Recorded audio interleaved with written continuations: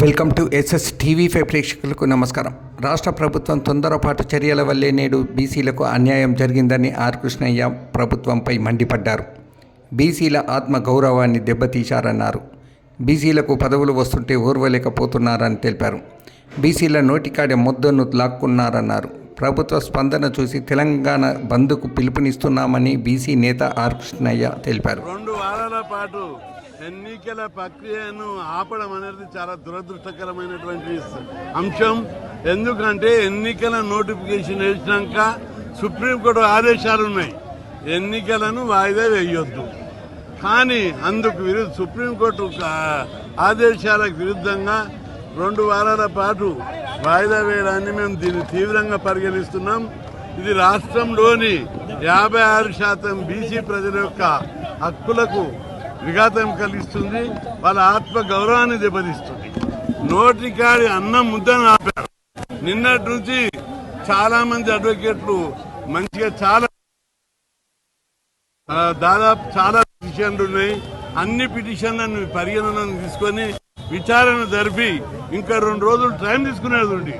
ఎందుకు మీకు బాదరగా స్టే ఇవ్వవలసి వచ్చిందని చెప్పి రాష్ట్ర వ్యాప్తంగా దీని మీద భారీ మూల్యం చెల్లించుకోవాల్సి వస్తుందని హెచ్చరిస్తున్నాం.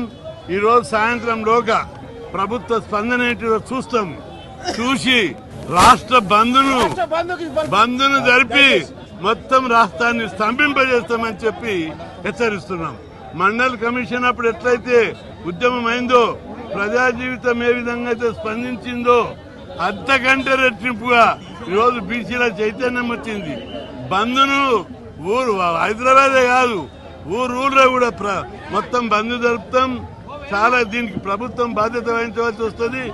సరే, ముఖ్యమంత్రి గారు ఏ విధంగా స్పందిస్తారు, ఈ స్టే మీద ఎలాంటి యాక్షన్ తీసుకుంటారో సాయంత్రంలో ప్రకటించాలి. లేని పక్షంలో అన్ని సంఘాలను ఈ అందరినీ కూడా సంప్రదించి చాలా పెద్ద ఎత్తున బంద్ జరుపుతాం. ఈ బంద్ ద్వారా దేశాన్ని ఒక్కసారి కళ్ళు తెరిపిస్తామని చెప్పి హెచ్చరిస్తున్నాం. ఏం తమాషా ఉందా? బీసీలంటే ఇంత చిన్న చూప? బీసీలకు మేము ముఖ్యమంత్రి పదవులు వాళ్ళకి, మంత్రి పదవులు వాళ్ళకి, అన్ని వాళ్ళకి లేక ఒక అవకాశం వచ్చి సర్పంచులు వస్తే వాటిని కూడా భరించకపోవడం, వాటిని కూడా ఓర్వలేకపోవడం అనేది చాలా దుర్మార్గం. కాబట్టి తప్పనిసరిగా ఈ సమాజం బీసీల సత్తా ఏంటిదో ఈసారి చూపెడతాం.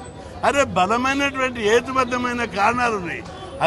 రాజ్యాంగము అధికారం ఇచ్చింది రాష్ట్ర ప్రభుత్వానికి, దాంతో అసెంబ్లీలో బిల్లు పాస్ అయింది. అదేవిధంగా జనాభా లెక్కలు తీశారు, అదేవిధంగా డెడికేటెడ్ కమిషన్ అపాయింట్ చేశారు. బీసీలకు ఇవ్వవలసింది న్యాయమైనది.